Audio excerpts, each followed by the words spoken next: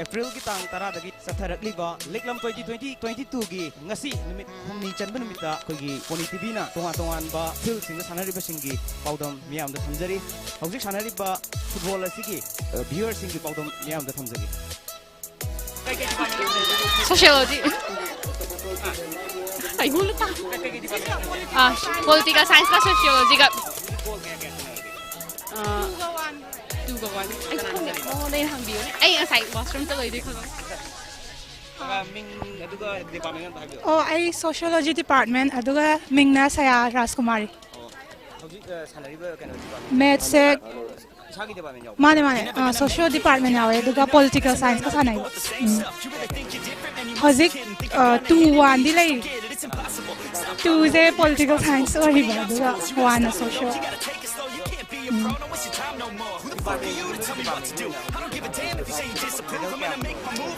Hojik se medal se laudri ba haidi ngasi se final oi doine ba ko aduga khangani ado atai di amta laubadi yaudri volleyball yaugre adagidi kano hojik do 1-1 ne hai 1-1 la 1-1 ne hai soi gre gi do ai nak chan ma mani ba foot volleyball yaugre adai tennis ke kalon yaw bane ba loi suna badi yaw bane Manipur University da sanari ba sports asina yamna sport tan thawai yaujaba potential level satra kaya am khakti national amadi international ge thak da chatpagi khudong sa am su pi ga dorin hai tare kari haibi ninge si haidi kano chat pas sports kuma sana bas maina MU week tawraga sports adai cultural events sports tang na tabi ko cultural events ul anmak maina tawbi base am thina harawe haidi moi mam larik mam tawra lairaga sananinga ga laiba mi sanaba phangda mam laine ba ado sidagi smaina khangak toine ba gol ga laraga masana hairamde kain khanjaba do sidagi gol ga laraga haidi moi de hena sananing ba support toine ba aduna sigumba mayam ama organize ka tawbi base Leeklam na ko ado Leeklam na haidene oidene ado yamna nungai phai na haininga nate adune music dance mayam le university da tamakpanina kai khara di heram gado mala isam samna ai ba heraga di sem ai isai di kaisu haidi haiti ana kai isai sakane de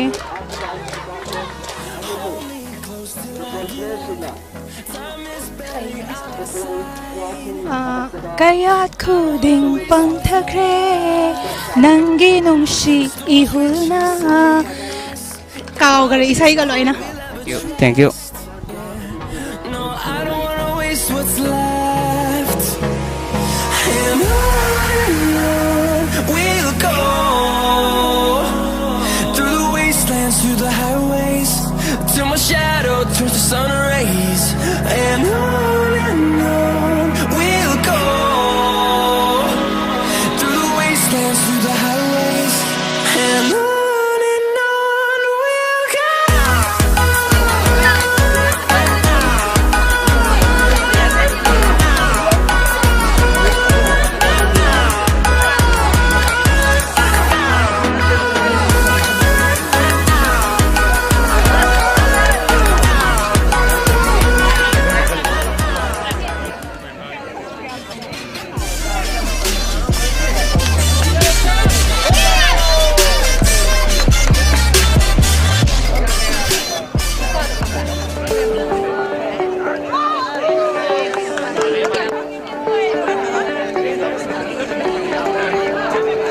Sonali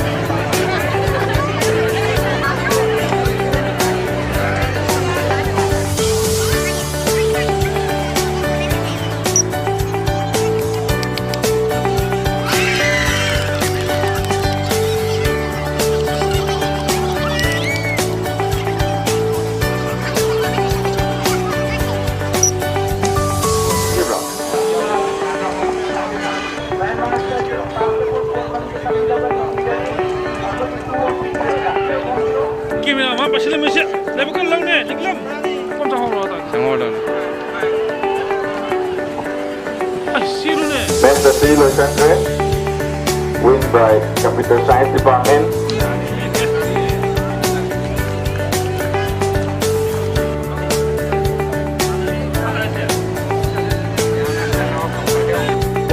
Represent Bulong Collection Dalaga Medicine Jari Ko Sanglawa.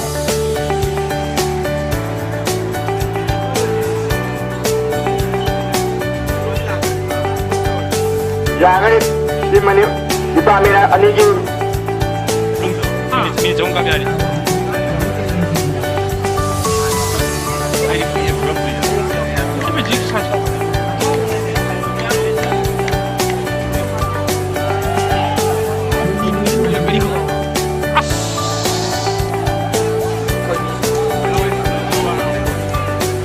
One ball.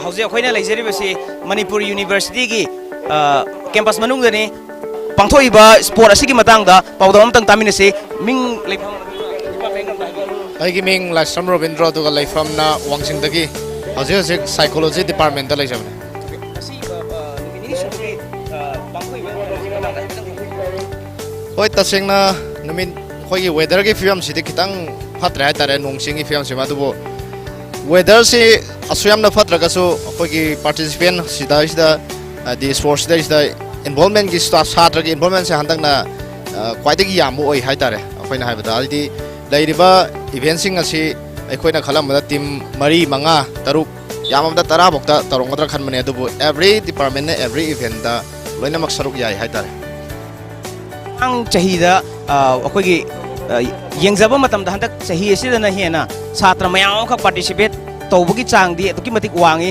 ngasi nong taraga su satra mayam khak laga ngasi gi sport si yaudaba yadi haiduna tholai hai tare tasengna akoi gi ngasi gi theme sai tare unity in diversity through sports and culture haina theme am khak piri hai tare masig matang dai pedang thambi tasengna 2017-19 gi base da khoina Manipur University da lairiba tongan ba khoi gi academic calendar oina sports tawgada culture gi event sing adi competition tawgada interdepartmental gi oiba tongan ba hiram da khoi sangdam nara kan da khoi gi culture da sports da inkhala kan da khoi gi university ja karam makhan gi moral da afaba lambi da pukalaka da ge habdu gi waklon so oina kopne yang kan da khoi gi Manipur University da pangthok ka da event maru oiba event sing se khoina sports ki numit humni cultural ki numit humni kana masik khaido ko to kana koina festival amagi type da pulap oina pujila kanda week amada pulapna hairiba event ma'am si culture ki su sports ki su event ma'am si pulap bang tho kanda amato oiba wakhalon amada aidi nauna hokana bagi lambi silakuna haitare adogi matung darakpada matang koina tawram adogi makha tana matang chathara kanda hauze puriba kainosina mamang mangda musu singna tawbiram adogi makha tarakpa chathara ko oina koina Leeklam haibase tholakanda anauba mahau ma satra mayam sida kamdongna kamai torakanda event mayam singje participate tawgani aduga karamna competition torakanda karamba spirit ta ekoi karamna nuksin janana ekoi masem lingap thamakanda ekoi kandongna Manipur University se sakhotpa porakada ge haibe wakhlon da ekoi Leeklam na su thonjagi bani aduga leiriba event khodimakta yauriba mahiroi sing adagi participate tawriba satra kodimak even oza fawda khoi yauri khoi sida offer firsi university community habani department wise habani department da leiba oza satra adagi staff pulapuna yaur kanda khoi pulapuna amatoiba relation du khoi gi lainaribo oza ga satra ga staff ga lainariba relation du amukena fakana bomong da khoina Leeklam na tholakanda khoi gi program se pangthokone haitar okay last question Sathari best sport city khajitang na thairaga university sida khwai gi wat laga leiba khwai gi tawhaningba sarkar da boiro aduga department da boiro approach tawningba kai lebi taseng na khoi gi field gi fiam sima kitang khoi maintenance kitang wale hai tare aduga plus indoor stadium se khoi masing yam khalaninge aduga swimming pool sima taseng na wale adubu mapung oina khoi Manipur da fawleba boxing hariba masana sege khoi gi ring amta leite hai tare boxing adu tum tanga khoi Manipur University da boxing gi ring sim tanga khoi phajana maintain tor kana thamaning hai tar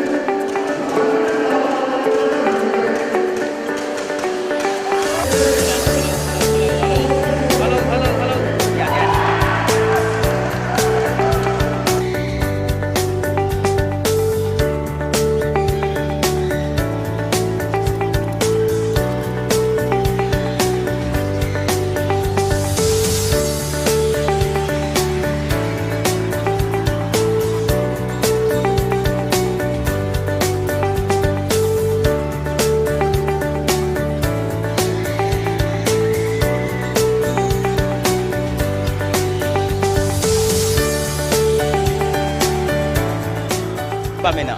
Manipuri. Kari event yaw sa pino? Ako yung mas makpan. Yaw da bro sa. Yaw din eh, ta-over yaw din. Kari event sing saruk yage na khalige. Ta-over gumba. Amta yaw dri. Yaw dri hanta yaw gai. Kari ming ko kay department. Ay shirya jaga we. Manipuri department.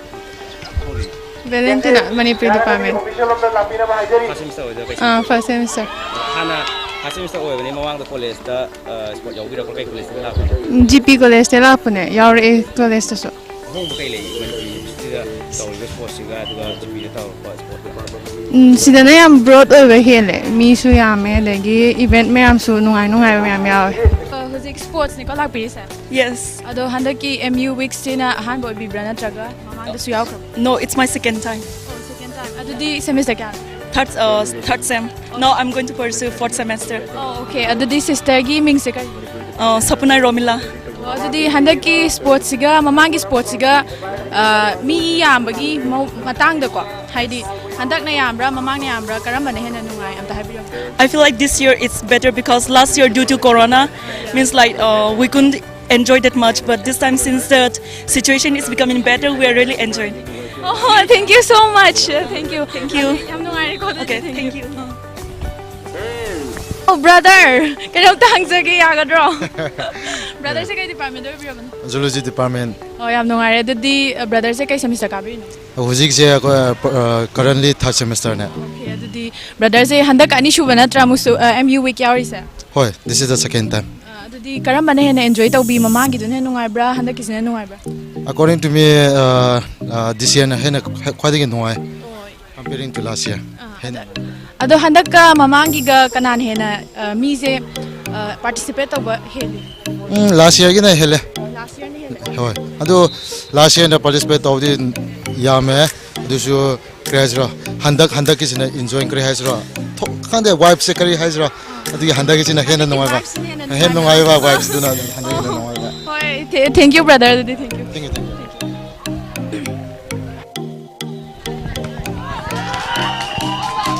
Hello, sister. Sister je kay department de biyo. Philosophy department kini. Oh, kay mingo bigi. Debina. Ado di sister je semester kya kabir no. Third semester loy gre, fourth semester de hodri ko je. Oh, ado di sister je handak isiga ani shuba MU week ne ba yauri. Yauri.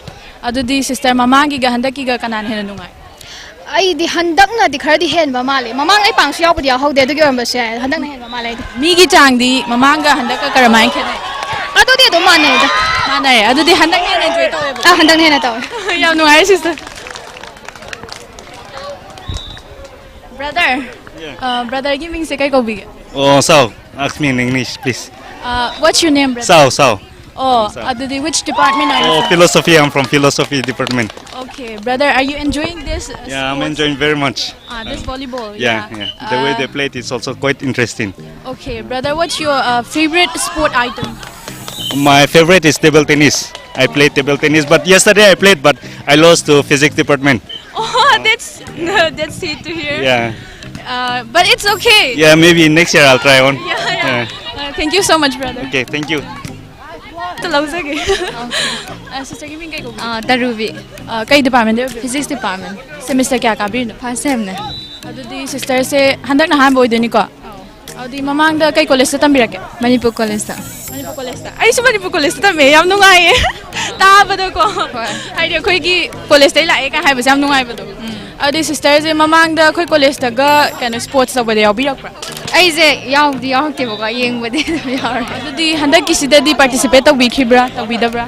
Tawe. Tawe. Adi kay sports ta wi. Badminton da yaw. Adudi ka bra kamai ta we. Lehore. Kem kai de participate po to di kem kai de adudi sister sigi MU week ki sports sing se nungai ba phabi bra na traga kamai Nungai. Thank you. Sister, give me kay ko bigi. Elizabeth Kowe. Adudi sister je handak na han bara tami se first semester ra kya semester kya ka Third semester ka zari. kya ba Third semester. the third semester adudi handak ki week siga ani subora mi khale Man. yauri se ko adudi sister je sports kumbada yaubi khibra na traga yaudabra Aw yawe. yawe kay sports te yaubi khi Basketball da yaw. adu sister hoina ka bi bra kamai tau khi काबदी Kadre कादे दो सी यार मिने enjoy तौरे नत्रा अद केम कायदे अदि sister अतोप sports यावगी के खंदब्रा कमाय तौरे अतोप यावगे ना खल खल्ले अदि कई कई स्पोर्ट्स ता पार्टिसिपेट तौनिंगे फुटबॉल गुम्बदा हाबदी टीम ओइना सानाबा अदु गुम्बदा टीम गिदो को याम नुंगाइजरे सिस्टर अदि thank you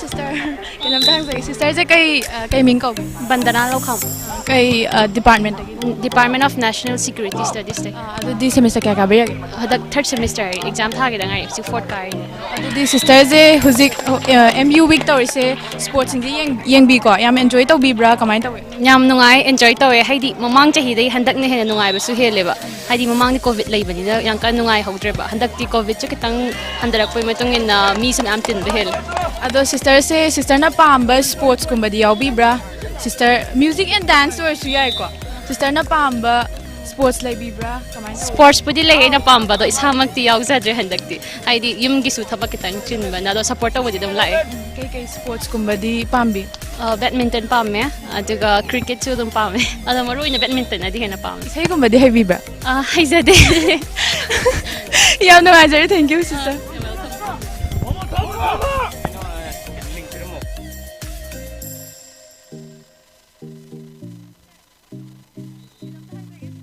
sister se kai ming kauge Jessica gawe kai department ta ino semester kya ka bi economics department third semester dige yam nungai re adudi handa kisina ni shubar ngani ko mu week ya ani shubne adudi sister se sports ta kai hai bi ge ha kai hai ge ba sports ai volley di sana khre volley di haye atai di sana de edi hoi friends sing hoi di sana khai ado sister se isai sak pade hai bi ba isai sak pade haite dance to pade dance to so haite yam no haje sister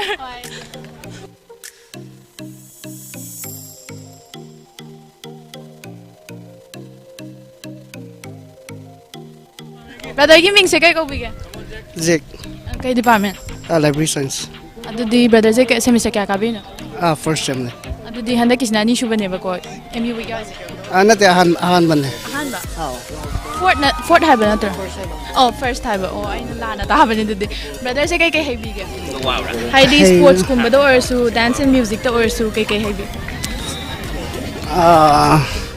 adum khara dito we ado brother se isai hai bra isai mukti hai je dei sa hai yong gani khange hai jana ba mal nate hai ta brother ado si matiam tang dingang view da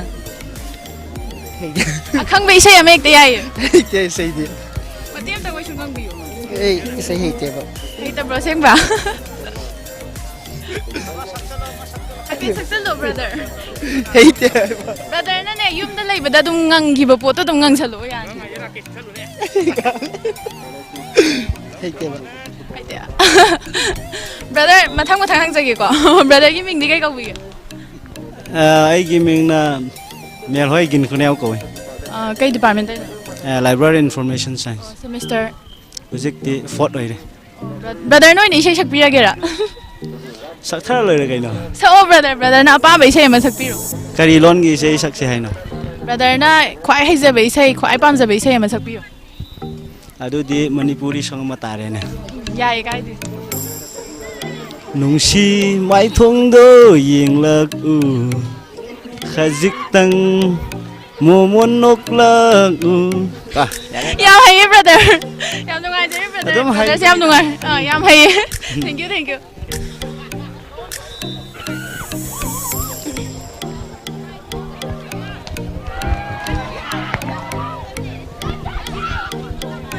hello sister kai department no psychology sister gi ming se kai ko bi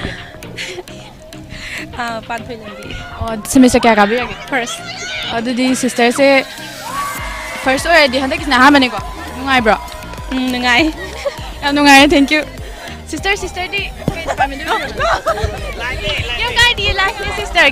kem kai di psychology de hine semester kya ka bi third sem ming di kai ko bi pinky Oh, adudi sister se sports yaw ba se yamna yeng ba se yam nungai bro? Nungai. Sports kay di participate to bikre. Oh, I did sports participate tawdi. Oh, adudi cheerleader lay ba ne ba? Kem kai de sister, thank you. Sister gini ko mahabiyo. Oh, I ming Vidyalakshmi. Oh, kay department I psychology ni. Oh, adudi semester kya?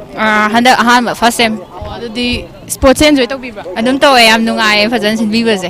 Sister na haizaba talent ka di lay bibra. Talent. Senga ba? Senge. Isay di hayta bra. Haydi. Isay di isay sakaning ba ne? Isay sa alo sida ya bhai ba. Isay bra. Ya ye sister kay mi ko ke. Pushpanjali go. Semester je kan department su pulle ko. Adi sister mana isay hay ko. Sister isay am tangang biramo. Karamba saksiga. Sister na apamba. Thamoy na khoida sa ba ma.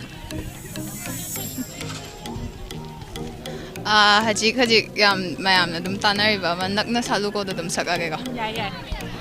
Nakna satlu ko nakna layu taba fanghanlo nung shi konjeldo lainam laikeno lamlan ba kanada nung shi bado nangi aigi oi hello. Thank you. Amta kuma kumina si mayam. Yam hay sister, thank you. Yam china hay usi gitu deh. Ta yam nungai. Thank you sister.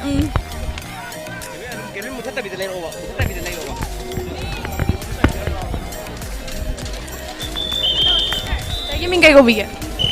Wajib. Kau department deh biar bener semester kya kau bikin? Commerce department. 4th semester.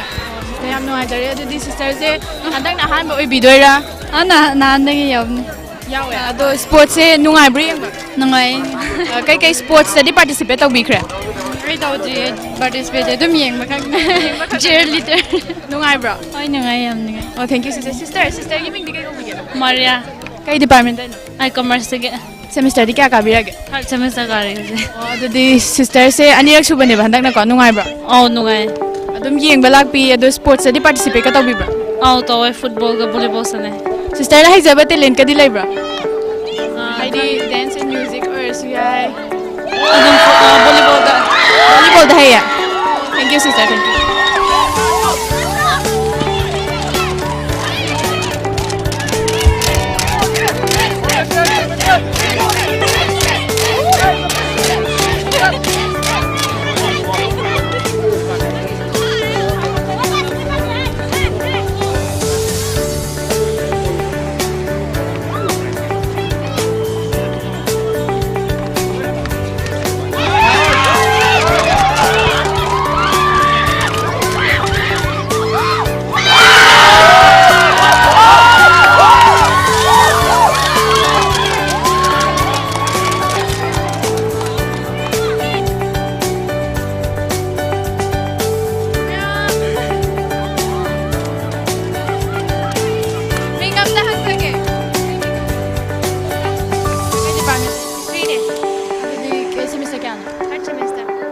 sister hoy department ne ko sanari sa mane adi sister hoy gi department ki oina medal kya mu lok khage khang bi ba si phauda titi gi de logre to pa di khang sister na hay sa bat le ka di le bi ba hay ta hay de na yam no ai ado pre sana doi yam no ai sister gi bi gi ya nita department ko to da ado sister na hijaba dilen ka dilay ba hijaba dilen hay de dum kita khara gara tas to hay sister isay sa jay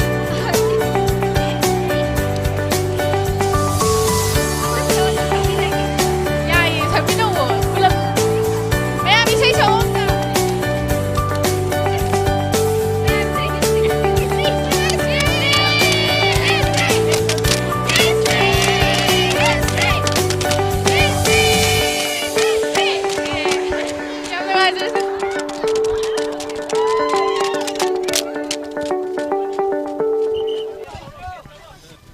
Maloi chin gre.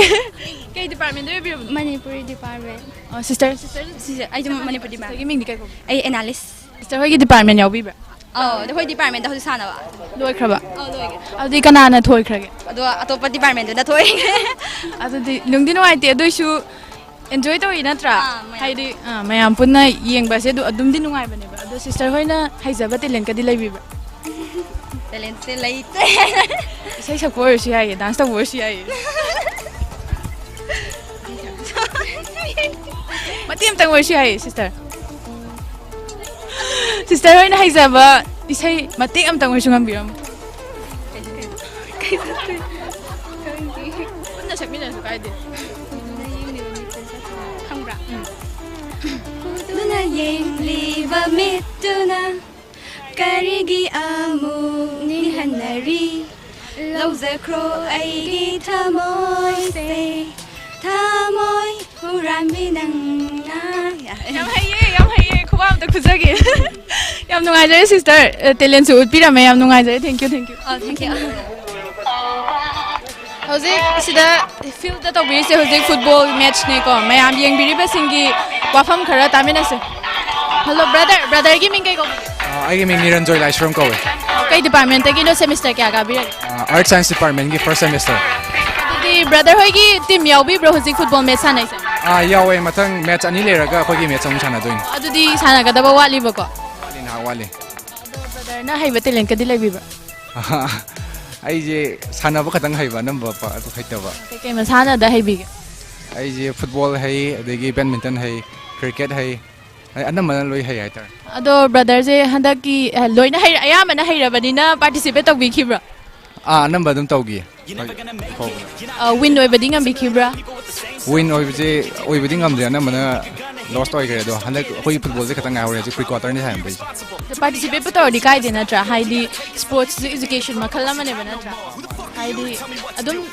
ꯌꯥꯏꯑꯕ ꯀꯥꯏꯗꯦꯕ enjoy ꯇꯧꯕꯤꯕ ꯅꯠꯇ꯭ꯔꯥ ꯃꯥꯅꯦ enjoy ꯇꯧꯔꯦ thank you brother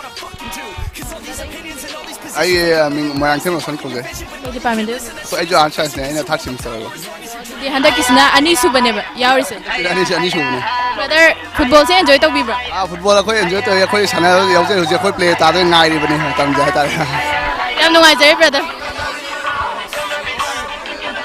ꯕ꯭ꯔꯗꯔꯒꯤ ꯃꯤꯡ ꯀꯩ ꯀꯧꯕꯤꯒꯦ ꯑꯩ ꯃꯤꯡ ꯈꯣꯏꯔꯥꯛꯄꯝ ꯌꯥꯏꯐꯕ ꯃꯩꯇꯩ ꯀꯩ ꯗꯤꯄꯥꯔꯠꯃꯦꯟꯇ ꯑꯣꯏꯕꯤꯔꯕ ꯃꯅꯤꯄꯨꯔꯤ ꯗꯤꯄꯥꯔꯠꯃꯦꯟ ꯊꯥꯔꯠ ꯁꯦꯃꯤꯁꯇꯔ ꯁꯦꯃꯤꯁꯇꯔꯅꯦꯕ ꯑꯗꯨꯗꯤ ꯕ꯭ꯔꯗꯔꯁꯦ ꯑꯩ ꯉꯔꯥꯡꯁꯨ ꯎꯖꯈ꯭ꯔꯦꯀꯣ ꯕ꯭ꯔꯗꯔꯁꯦ ꯕꯥꯁꯀꯦꯠꯕꯣꯜꯗ ꯌꯥꯎꯈꯤꯕ ꯃꯥꯜꯂꯦ ꯌꯥꯎꯋꯦ ꯕ꯭ꯔꯗꯔꯁꯦ ꯂꯥꯞꯅ ꯍꯨꯟꯕ ꯌꯥꯝ ꯍꯩꯈꯤꯕꯅꯦ 3 point ꯑꯌꯥꯝꯕ ꯍꯨꯟꯕ ꯍꯣꯏ ꯑꯩꯁꯨ ꯎꯖꯈꯤ ꯌꯥꯝ ꯅꯨꯡꯉꯥꯏꯌꯦ ꯕ꯭ꯔꯗꯔꯅ ꯁꯥꯟꯅꯕ ꯌꯦꯡꯕꯗꯣ ꯍꯣꯏ ꯊꯦꯡꯛ ꯌꯨ ꯕ꯭ꯔꯗꯔꯅ ꯑꯇꯣꯞꯄ ꯕꯥꯁꯀꯦꯠꯕꯣꯜ ꯅꯠꯇꯕ ꯁ꯭ꯄꯣꯔꯠꯁ ꯑꯥꯏꯇꯦꯝ ꯑꯇꯣꯞꯄꯗꯗꯤ ꯌꯥꯎꯕꯤꯈꯤꯕ꯭ꯔꯥ ꯐꯨꯠꯕꯣꯜ ꯌꯥꯎꯔꯦ ꯑꯗꯨꯒ ꯚꯣꯂꯤꯕꯣꯜ ꯈꯔ ꯌꯥꯎꯔꯦ ꯀꯥꯕ ꯉꯝꯕꯤꯈꯤꯕ꯭ꯔꯥ ꯐꯨꯠꯕꯣꯜ ꯍꯧꯖꯤꯛ ꯁꯥꯟꯅꯕꯅꯦ ꯑꯗꯣ ꯄꯣꯈ꯭ꯔꯦ ꯀꯩꯝ ꯀꯥꯏꯗꯦ ꯑꯦꯟꯖꯣꯏ ꯇꯧꯔꯗꯤ ꯌꯥꯔꯦ ꯅꯠꯇ꯭ꯔꯥ ꯑꯧ ꯌꯥꯏ ꯁꯥꯟꯅꯕ ꯐꯪꯉꯤꯁꯦ ꯁꯤꯅ ꯍꯦꯟꯅ ꯅꯨꯡꯉꯥꯏ ꯑꯗꯣ ꯕ꯭ꯔꯗꯔꯅ ꯍꯩꯖꯕ ꯇꯦꯂꯦꯟꯀꯗꯤ ꯂꯩꯕꯤꯕ꯭ꯔꯥ ꯍꯥꯏꯗꯤ ꯃ꯭ꯌꯨꯖꯤꯛꯀꯤ ꯑꯣꯏꯔꯣ ꯗꯦꯟꯁꯀꯤ ꯑꯣꯏꯔꯣ ꯑꯃ ꯍꯦꯛꯇ ꯗ꯭ꯔꯃꯥꯒꯨꯝꯕ ꯈꯔ ꯇꯧꯏ ꯑꯗꯨꯗꯤ ꯗ꯭ꯔꯃꯥ ꯃꯇꯦꯛ ꯑꯃ ꯇꯧ ꯌꯥꯔꯦ ꯕ꯭ꯔꯗꯔ ꯗ꯭ꯔꯃꯥ ꯃꯇꯦꯛ ꯑꯃꯇ ꯎꯠꯁꯦ ꯕ꯭ꯔꯗꯔ ꯋꯥꯔꯦ ꯍꯧꯖꯤꯛꯇꯤ ꯁꯥꯟꯅꯔꯨꯕꯒꯤ ꯃꯇꯦꯛ ꯑꯃꯇꯪ ꯑꯣꯏꯁꯨ ꯎꯠꯄꯤꯔꯝꯃꯣ ꯀꯩ ꯍꯥꯏꯗꯣꯏꯅꯣ ꯈꯪꯗ꯭ꯔꯦꯅꯦ ꯕ꯭ꯔꯗꯔꯅ ꯐꯥꯕ ꯗ꯭ꯔꯃꯥ ꯕ꯭ꯔꯗꯔꯅ ꯍꯩꯖꯕ ꯗ꯭ꯔꯃꯥ ꯃꯇꯦꯛ ꯑꯃꯇꯪ ꯑꯣꯏꯁꯨ ꯊꯝꯕꯤꯔꯝꯃꯣ ꯀꯥꯎꯈ꯭ꯔꯦ ꯅꯣꯏ ꯀꯣꯂꯦꯖ ꯀꯥꯔꯀꯥꯟꯗ ꯌꯨꯠ ꯐꯦꯁꯇꯤꯚꯦꯜꯗ ꯁꯥꯟꯅꯕꯅꯦ ꯅꯤꯡꯁꯤꯡꯕꯤꯌꯣ ꯑꯗꯨꯝ ꯉꯥꯏꯖꯒꯦ ꯇꯧꯔꯔꯣꯏꯒꯦ ꯀꯥꯎꯈ꯭ꯔꯦ ꯋꯥꯕꯒ ꯃꯇꯦꯛ ꯑꯃꯇꯪ ꯇꯧꯕꯤꯔꯝꯃꯣ ꯑꯩ ꯇꯧꯒꯦꯀꯣ ꯑꯗꯨꯗꯤ ꯁꯩꯔꯦꯡ ꯑꯣꯏꯅ ꯊꯤꯔꯁꯤꯔ ꯈꯪꯗꯦ ꯌꯥꯏꯌꯦ ꯕ꯭ꯔꯗꯔꯅ ꯑꯄꯥꯝꯕ ꯑꯃ ꯇꯧꯕꯤꯌꯨ ꯑꯩ ꯑꯗꯨꯝ ꯊꯤꯔꯛꯑꯒꯦꯀꯣ ꯁꯥꯎꯅ ꯌꯥꯗꯦ ꯃꯩꯇꯩ ꯏꯃꯥꯒꯤ ꯆꯨꯔꯨꯞ ꯊꯛꯄꯁꯤꯡ ꯃꯩꯇꯩ ꯏꯃꯥꯒꯤ ꯌꯨ ꯊꯛꯄꯁꯤꯡ ꯃꯥꯡꯈ꯭ꯔꯁꯅꯨ ꯂꯣꯏꯈ꯭ꯔꯁꯅꯨ ꯑꯅꯧꯕ ꯂꯩꯅꯥ ꯑꯦꯗꯁꯀ ꯂꯣꯏꯅꯅ ꯊꯦꯡꯛ ꯌꯨ ꯌꯥꯝ ꯍꯩꯌꯦ brother thank you show ꯃꯆ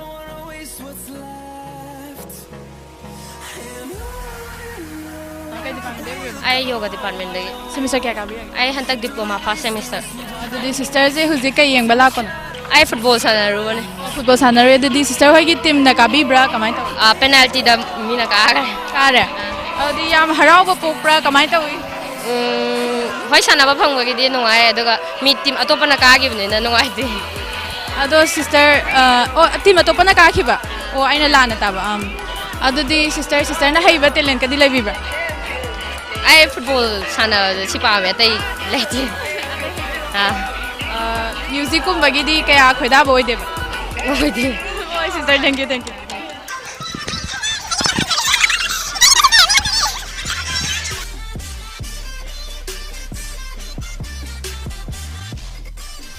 sister gi ming se kai ko Rosibina.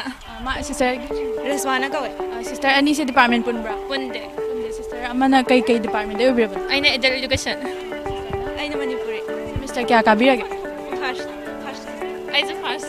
ado di handa kisna ha bane mo ko ado sister hoy enjoy to bi bro Tawe. ado mamang da kai college ta di tambire Aina work company da. IGP Women College. GP women yamna eko ado sister na haizaba sister ani na haizaba telen ka dilai bi ishay di haitabra Satyam tang worship ay saying saita kem kai de sister yam nungai jare sister ani na akhoi na sumaina hangbada khumbirak pa yam harawe ko sister thank you ani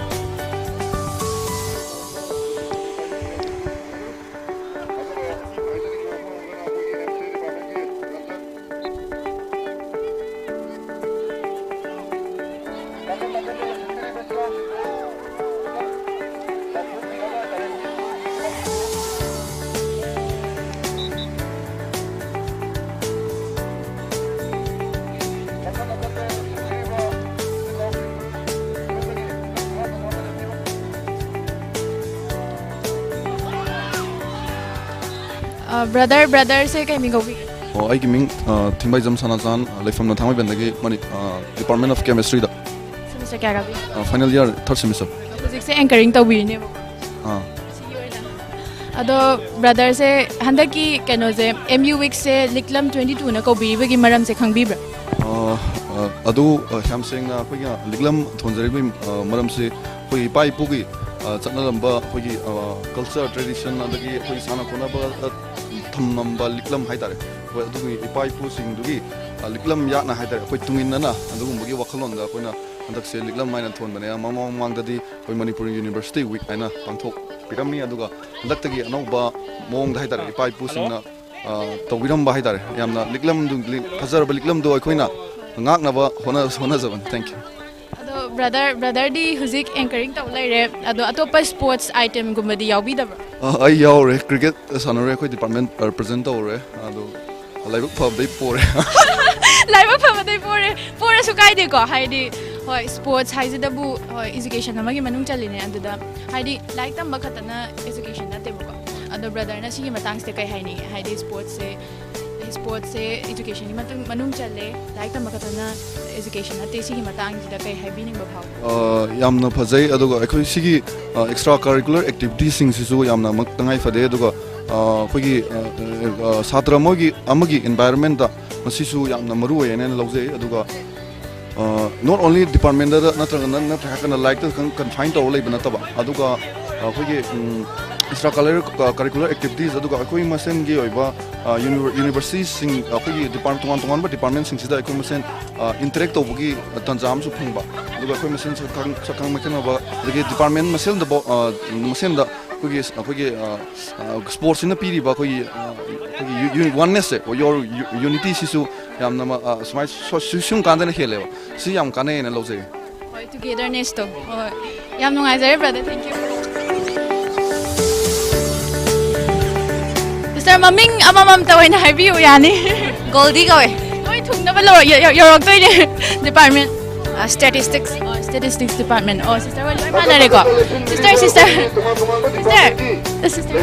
Ay ming na radapyari. Semester kya gabi? Third semester. No ajare. Sister, yemi Parangini. Semester kya gabi? Third sem. Department ni chamana ni atra.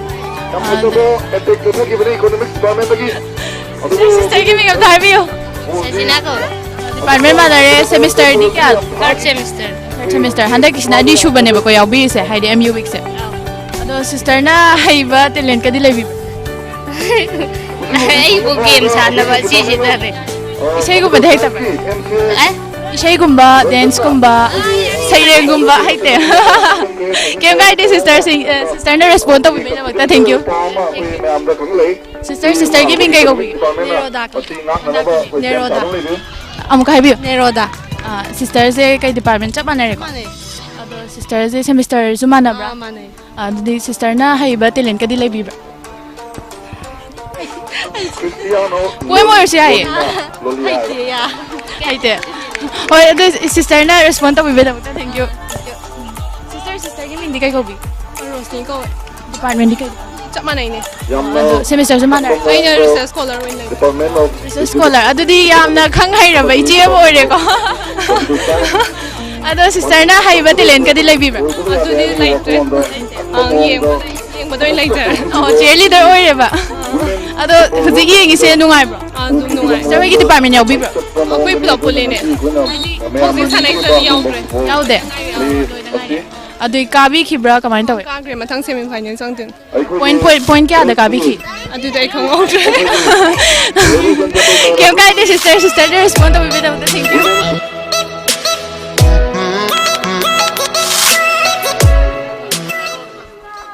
Sister, give me some time. I mean, Yangkong Gayatri. Kay department of Computer Science Department of semester kya kabi? Handak first sem. Kuzi sana give se wabi bro kamay tawe. Hoy, adum wadi wai adasu dum nungai. Enjoy tawe ba natra? Ado sister kanana ka khari karamba department na ka. Akhoi gi sira, akhoi ji haja half ne ba ko. Hadi semi final sanai ne ba. Ado half ne ado khangdri silora khangdoi. Silora khangdoi ne ba natra? Sister na haiba tilen ka dile bibra. Ai nei ba tile de khangdi. Ado kim kai di ko sister hujik sana raga changak pani na waram gani khale. Aduna ado respond bibi ta magta thank you. Hoy, thank you. Sister. You're never gonna make it, you're not good enough. There's a million other people with the same stuff. You really think you're different, you must be kidding. Think you're gonna hit it, but you just don't get it. It's impossible. Irresponsible. Too many obstacles, you gotta stop. Sister, you I guess Honalika. Kay department do biro computer science tay ne. So sister se kay semester kya ka bi? First semester. Hujik football sana ba yaw bi bro? Yaw bi. Wa bra. Wa ito siya nungai. Nungai ko enjoy tawe ko. Ado sister na haiba tilen ka dilay bi. Tilen se si mayam kahin ya de sulay tela dum. May mga dum tas dum pagdaw-daw ba. Ado music kum ba di hai bi bra song kum. Dum khara dum. Isay matiyam ngang bigera. War kasida. Ado mo di war. Matiyam tangang ngang. Se gaira thamoi gi machet singna susindu na lay hore nung siba. Wakat pasungam larhoi disin banse kay di posin biram lina khutna. Thank you. Respond to me. La fuga le pinawa amukana nising zare.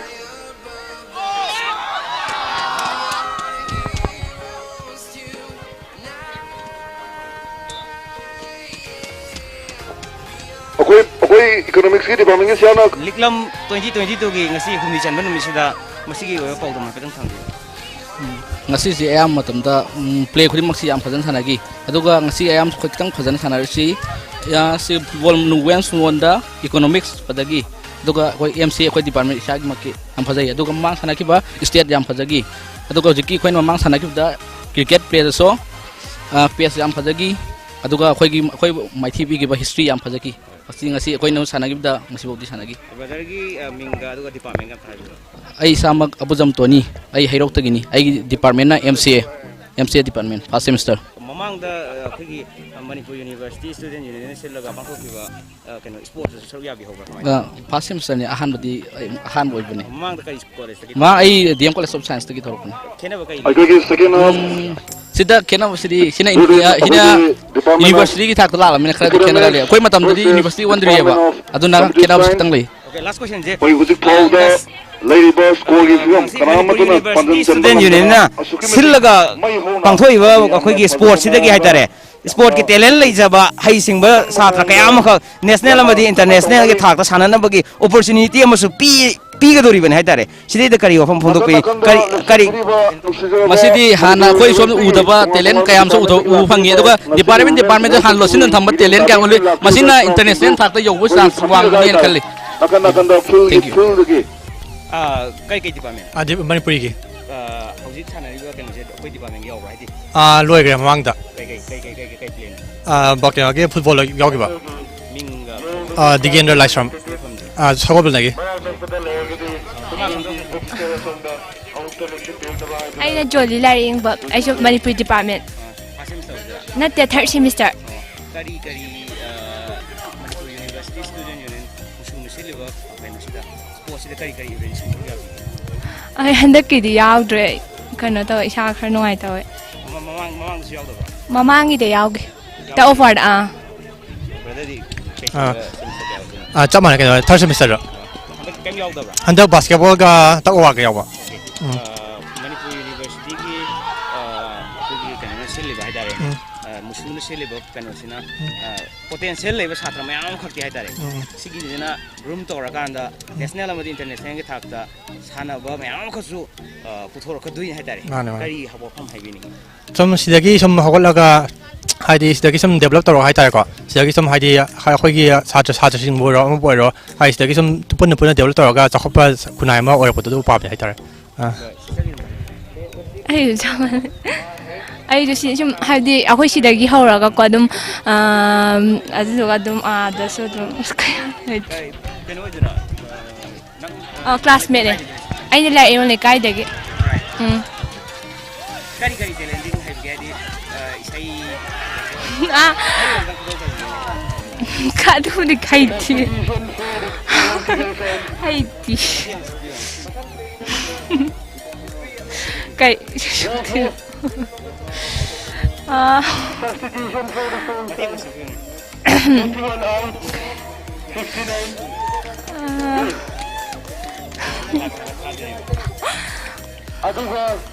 kai isai sakdun khane isai ring ta ra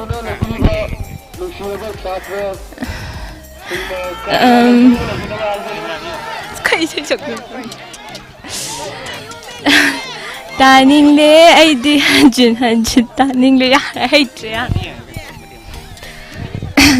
taning le ai di hanjin taning le ya hai